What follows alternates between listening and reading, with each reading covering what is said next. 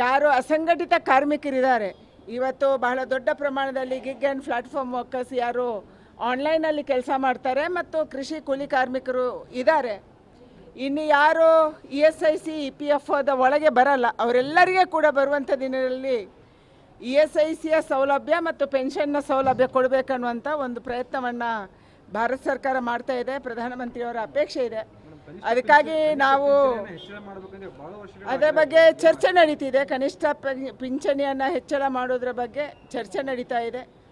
ಈಗಿರುವಂಥ ಏನು ಪೆನ್ಷನ್ನ ಹಣ ಇದೆ ಅಥವಾ EPFದಲ್ಲಿ ಏನು ನಮ್ಮ ಹತ್ರ ಡೆಪಾಸಿಟ್ ಇದೆ ಅದರಲ್ಲಿ ನಾವು ಬೇರೆಯವರಿಗೆ ಕೊಡೋದು ಕಷ್ಟ ಆಗುತ್ತೆ. ಅದಕ್ಕಾಗಿ ಭಾರತ ಸರ್ಕಾರ ಈಗಾಗಲೇ ಸುಮಾರು 10,000ದಿಂದ 13,000 ಕೋಟಿ ತನಕ ಪ್ರತಿ ವರ್ಷ EPFಗೆ ಭಾರತ ಸರ್ಕಾರ ಕೊಡುತ್ತೆ. ಅದಕ್ಕಾಗಿ ಬರುವಂಥ ದಿನದಲ್ಲಿ ಹೈಯರ್ ಪೆನ್ಷನ್ ಮಾಡಿದರೆ ಎಷ್ಟು ಕೊಡಬೇಕಾಗ್ಬೋದು, ಏನು ಪರಿಸ್ಥಿತಿ ನಿರ್ಮಾಣ ಆಗೋದ್ರ ಬಗ್ಗೆ ಅಧ್ಯಯನ ನಡೀತಾ ಇದೆ. ಇದರ ಬಗ್ಗೆ ನಿರಂತರವಾದಂಥ ಚರ್ಚೆಯನ್ನು ಭಾರತ ಸರ್ಕಾರ ಮಾಡ್ತಾ ಇದೆ. ಕೇವಲ ಮೆಡಿಕಲ್ ಕ್ಯಾಂಪ್ ಮಾಡು, ಕಿಟ್ ಹಂಚು, ಇದಕ್ಕೆ ಖರ್ಚನ್ನು ಬಿಲ್ಲನ್ನು ತೋರಿಸಿ ನಮ್ಮ ಕಾರ್ಮಿಕರ ಹಣವನ್ನು ಲೂಟಿ ಹೊಡೆಯುವಂಥದ್ದನ್ನು ಕರ್ನಾಟಕ ಸರ್ಕಾರ ಕೂಡ ಮಾಡ್ತಾ ಇದೆ, ಮಾಡ್ತಾ ಬಂದಿದೆ. ಹಲವಾರು ಸಂದರ್ಭದಲ್ಲಿ ಇದಾಗಿದೆ.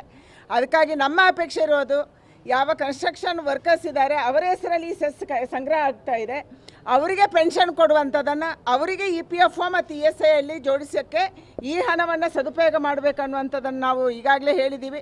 ಹಲವಾರು ರಾಜ್ಯ ಸರ್ಕಾರಗಳು ಇದನ್ನು ಪಾಲನೆ ಮಾಡ್ತಾ ಇದ್ದಾವೆ. ಆದರೆ ಕರ್ನಾಟಕ ರಾಜ್ಯ ಸರ್ಕಾರ ಇನ್ನೂ ಕೂಡ ಮುಂದೆ ಬಂದಿಲ್ಲ.